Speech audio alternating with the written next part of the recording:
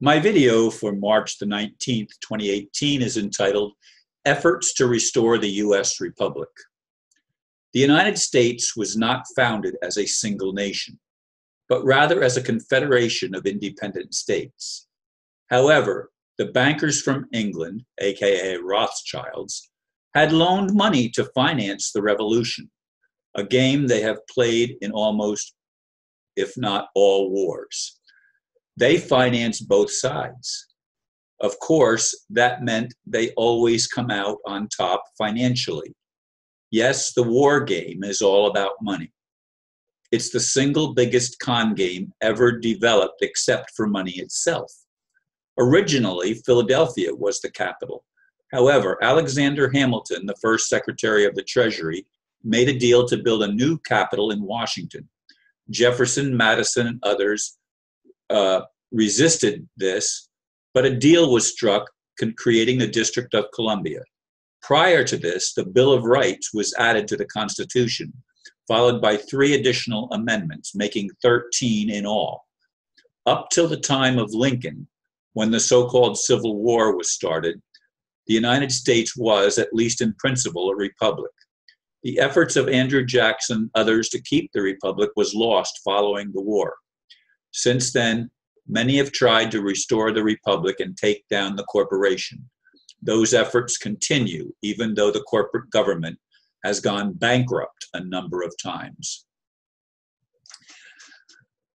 Yes, I side with Jefferson and others that were real, wanting America to be an independent nation. And ironically, the southern states pretty much paid Europe back the debts that they incurred.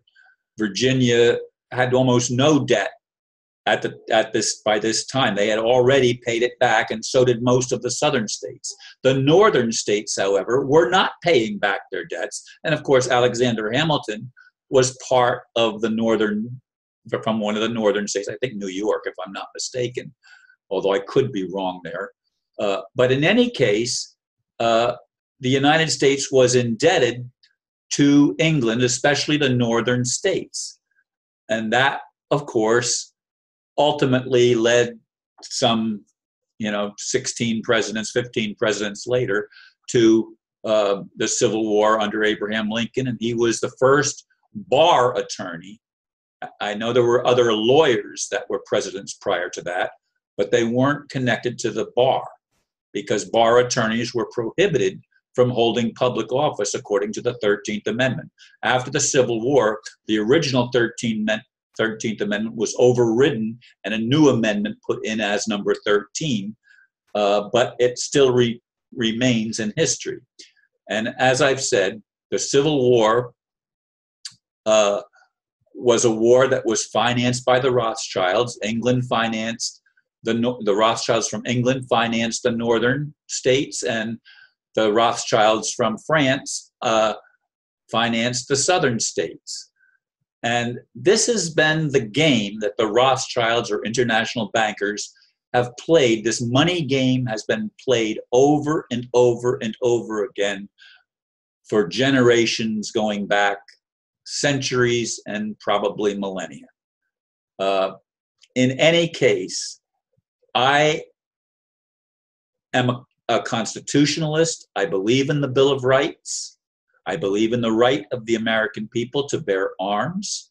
And that's what keeps America from completely falling prey to the dominance of the international bankers and most of the rest of the world. Ironically, Russia has stepped forward under Putin. And because I think of Anastasia and some divine providence, has moved to actually develop a military power that's stronger than the United States military power, which is a plus for me and for many of us that want to establish freedom. And I side with the American patriots that refuse to give up their arms, because that would bring the whole nation down, and I and others that are the real patriots would end up getting killed, although they label us something other than patriots. They label us with negative terms and say that we are, trying to stir up trouble and we are the terrorists. But of course, they completely invert everything. Bear in mind that the money changers, the people that want to rule the world, have always played the game of inversion. So that which is right, they call wrong, and that which is wrong, they call right.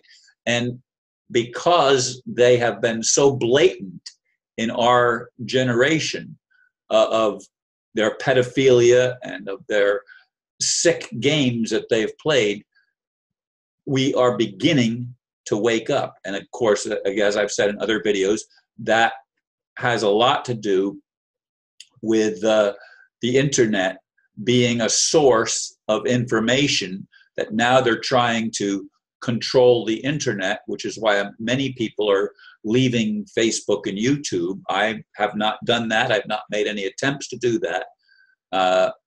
And I don't plan on doing that, but I don't know. I don't know what the future holds. In any case, folks, I am part of Anna von Reitz's, well, I'm not part of her movement. I was part of the Tim Turner movement. And of course, they took Tim Turner out and brought down that aspect of trying to restore the public. But Anna von Reitz and others are trying to reestablish the republic. And through the Indian nations is what Anna von Reitz and Michigan has been restored, according to what I've been told. The republic there is housed and operational.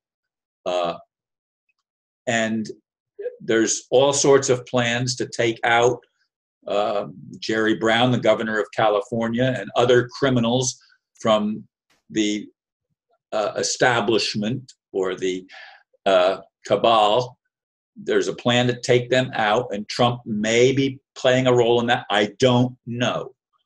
But I'm absolutely in favor of the United States Republic being restored. And when that happens, it's going to bring a big political and economic change that will affect the entire world, as the funds that have been put in trusts are released and the debt, all the fake debt, is eliminated. And most of the debt, because it's owed to the international bankers, is fiction.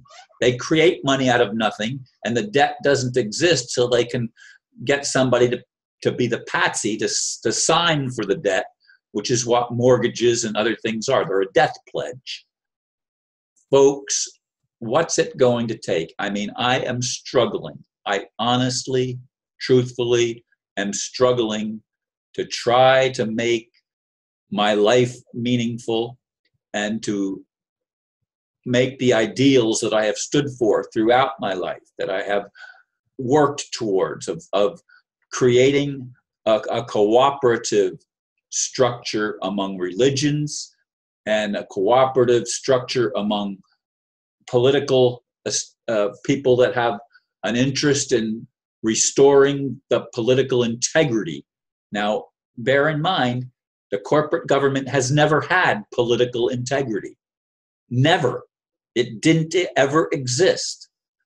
And even if I idolize Lincoln because I bought into what I was taught in school, I realized that he was the traitor that ultimately sold out the Republic of the United States.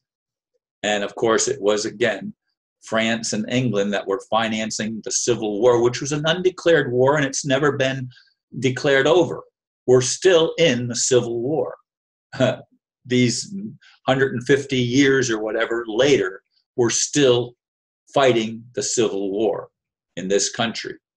And I would like to see our Constitution with the original Bill of Rights, the original 13 amendments, restored, and peace would follow that.